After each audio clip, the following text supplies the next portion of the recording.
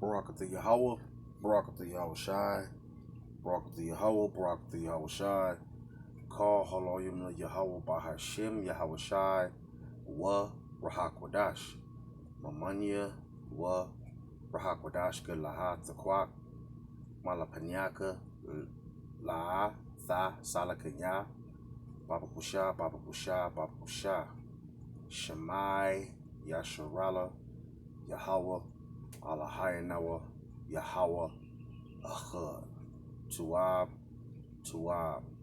Amen. Shalom, Israel, Kwam Yasharala, which means rise, Israel. Now, let's get into it. The entomology on embargo. Embargo. Order forbidding ships from certain other nations from entering or leaving a nation's port. From the Spanish embargo. Embargo. You understand what I'm saying? Embargar. Restrain, impede, arrest. Embargo. Embargo. To prevent commerce. A government order imposing trade or barrier.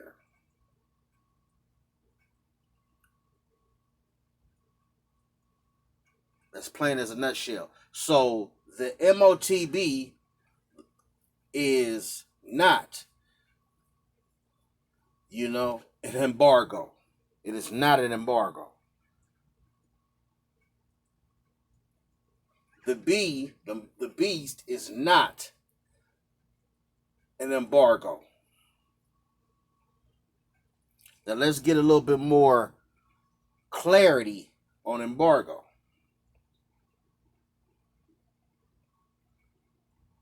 Of embargo in the way that we're using it, embargo. When it comes to discussing or reviewing modern media, a date which signifies when a reviewer can talk about the content. So let me give you a real life example. I was able to see an early screening of the new Andy Samberg movie Pop Star, Never Stop, Never Stopping. And it was about a month and a half in advance, so I put my review up thinking this is going to be great. And then I get an email that basically says, you posted a review of Popstar, but there's currently a review embargo, and we ask that you remove the review until that date. So why would a thing like this exist? Why are there embargoes? Most people have the theory that an embargo, at least a late embargo, means that the product is not good. That if we can wait till any reviews and any thoughts go out, people might buy tickets already. They might buy, if it's a game, they're going to pre-order the game.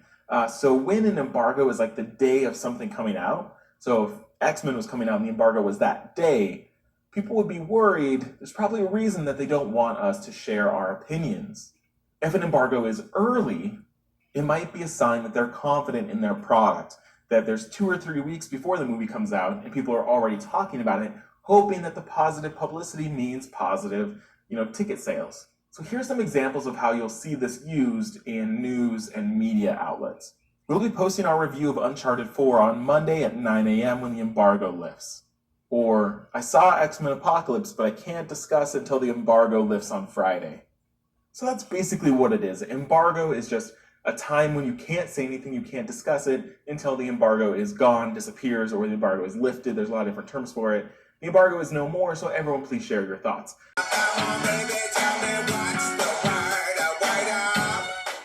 So embargo is not the mark of the beast. It is not the m.o.t.b. Embargo. Now you have an embargo that's on merchandise, packages, property, things that are to be sold. Now, if you get implanted with an embargo that has something that is a seal of an embargo, that will become the mark. Do you understand what I'm saying? Which is in this RFID chip. All RFID chips have an embargo that is scanned, becomes merch. You understand what I'm saying? Now, there you go. Now let's go to Christianity. Christianity. What is Christianity? Christianity. We'll do the best explanation as possible. We know that Christianity is a religion. It is a sect. It is propaganda. It's made up. It's pseudo. It's something to cause division of the people. But we know Christians are truly Yasharallah, which is Israel. You understand what I'm saying? But Constantine had changed that. But that's for another lesson. Now, Christianity. What is Christianity? It can't be the mark, because how can religion be a mark? A mark has to be instilled in you. It has to make a marking. It has to show some type of, physical trait. Would you agree? Christianity. The central tenet of Christianity is the belief in Jesus as the Son of God and Savior of humanity. But from what does humanity need saving? To answer that, we go back to the beginning. Christianity teaches that there is only one God, and that in the beginning, this God spoke the entire universe into existence. On earth, God creates two people, a man and a woman, named Adam and Eve. They are to tend the garden in which they live, and they are free to eat from any tree except the tree of knowledge of good and... Let's stop right there. We won't go no further, because that'll be a whole nother lesson in itself. We know that who you ignorantly call Jesus Christ, Yahweh Shah HaMashiach, Christ meaning anointed, the Mashiach. You understand what I'm saying? So that can't be, that can't be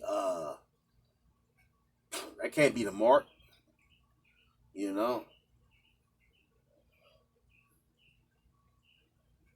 Let's continue. The Vatican. The Vatican. Whew, this is self-explanatory. The Vatican is actually a city, and full of history, artifacts, monuments, devils. The Vatican. And the devil is actually the counterpart of Shaitan, which is Idumea, which is out of womb, which is Esau Edom, which is a person. And I don't think a person can be the mark. He can create a mark. The Vatican. Wow.